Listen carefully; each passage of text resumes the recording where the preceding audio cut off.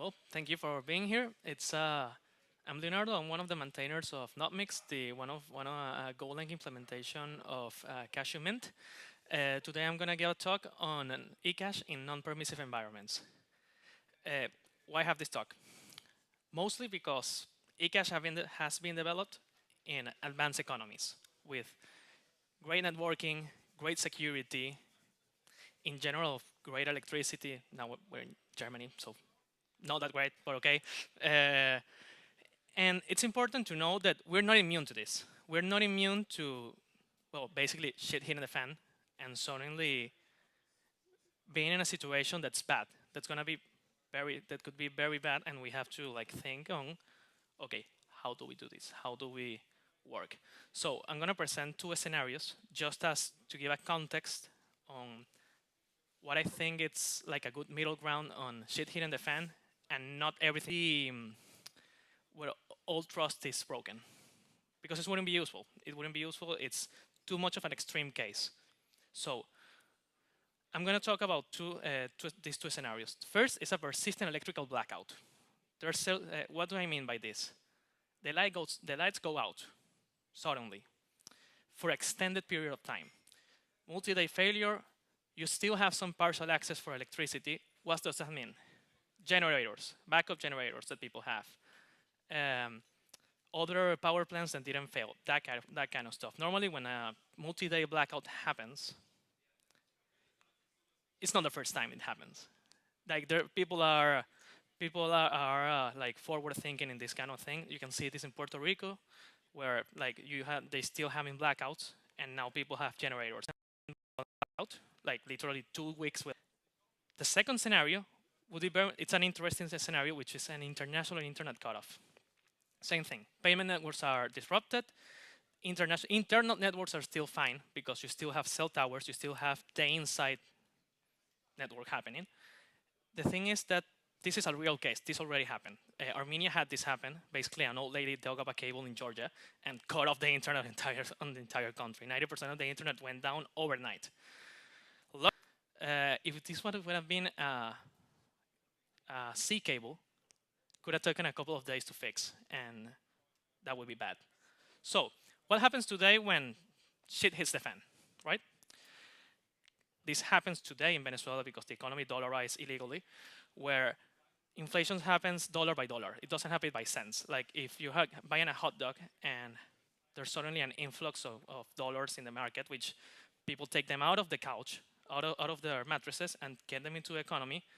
Now a hot dog, it's worth 150. There's no 20 cents. There's no 50 cents. So now the hot dog is, as I said before, dollars and euros are the main currency of savings for people in general. Most online transactions today happen in mobile devices. Most people in underdeveloped nations, Kenya, we can see this in Colombia, we can see this in Venezuela. They're actually pretty decent networks. The use of stable coins. Argentina is a great example. Like they use USDT a lot. Why? Peso it's not worth anything, so they use this alternative. So what are some improvements that are made by ecash, right? First, multiple denominations. It's not the same living in Kenya than living in the US. In Kenya, you might need, for example, yuan, which is a local currency that circulates. If you're in Venezuela, you need dollars. Dollars, if you're in the very good change. It's not by cents, it's by like fractions of a cent, which gives some level of comfort. Low bandwidth, this is key. If you've been to Seabase, you know about this. Like the receptions inside Seabase is horrible, and paying from a local node is like a lightning node in your phone is hard. 2 kilobytes. It's much better. Fast settlement, I don't have to explain that, and harder to censor. When you don't know who the user is that uses the mint, it's harder for an institution or a bank to just kill you, like to kill your use of the system. I do want to do some reality checks before going into how this would work. How can we get a mint going? The dollar and euro are absolutely important. Like you will need first to have a loss of confidence in the dollar and the euro by itself. So if suddenly the cash that people have doesn't work, they're going to look for alternatives. Most people will not know. they're using ecash, and that's a good thing. You don't want them to know.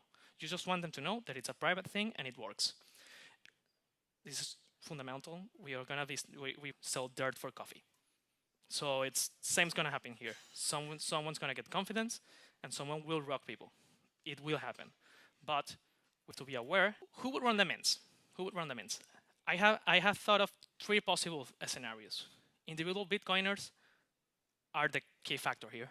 Like people that know that other people run Bitcoin, that have Bitcoin, they will probably have a social incentive to do this, right? Because in times of necessity, a lot of people come out to the occasion, right? They will bring mints and they will bring Lightning nodes. Financial institutions are probably not gonna trust themselves with just a cashew mint. They will probably go to a Ethereum mint. Why? Because they are already internally interconnected. You go to most places, the banks are in the same. One cool thing that I was talking about with some people about this is trade associations, like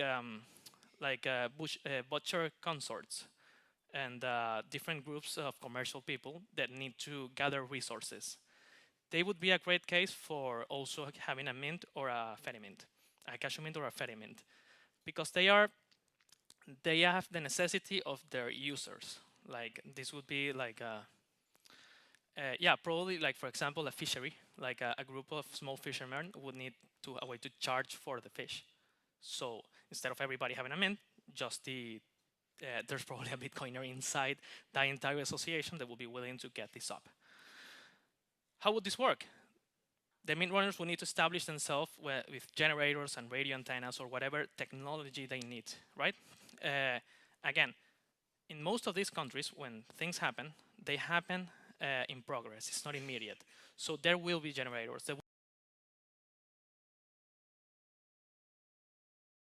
In Venezuela, what would happen is that you would walk out in the streets and there were no lights, but suddenly you would see a store, a digital store, which is a cell phone provider, and they would have a generator and they would have internet connection.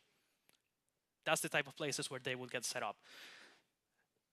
Let's be clear, we need a little bit of security here. So like you cannot just run a mint in the basement. Like there would be some type of security that would need to happen, but it's good to know that there is these options. Like you need radio antennas, which would be available probably like, this is what would happen, like the lines were down, but the antennas were still working because the antennas had, and they would manage to constantly refill the power lines with generators and get some sense of normality out of people. One very cool thing is that Lightning nodes can be set up locally without care of the outside networks. This is important in the case of the cables being cut. Why? You have with semi-stable, like